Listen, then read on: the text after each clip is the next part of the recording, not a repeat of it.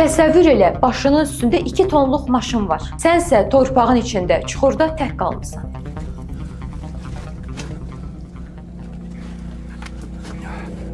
Kömək eləyin! Kimsə məni xilas eləsin!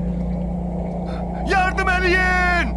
Hər şey bir anlıq səhv qərardan sonra başladı. Balaca sərçəm, sənin ürəyinə həmişə pis şeylər damır. Amma mən həmişə yanına qayıdıram. Bu sonuncudur, razılığa gəlmişik. Bu dəfə mükafat həmişəkindən 5 dəfə çox olacaq. Pulsuzluqdan əziyyət çəkən oğlan əmisi ilə birgə bahalı bir maşın qaçırır.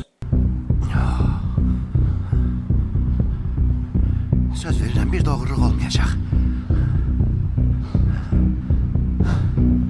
Planları da çox sadə idi. Maşını oğurlayıb satmalıydılar. Amma yük yerini açanda gördükləri şey onların həyatını alt-üst edəcək. Nömrədir. Əmi, bura gəl.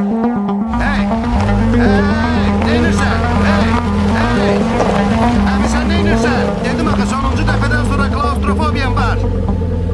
Hamilə arvadına görə risk eləyib meşənin içində ac, susuz və köməksiz qalan oğlan xilas ola biləcəkmi? Yox!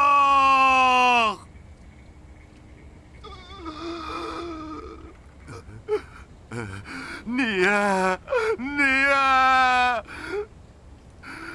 Niyə?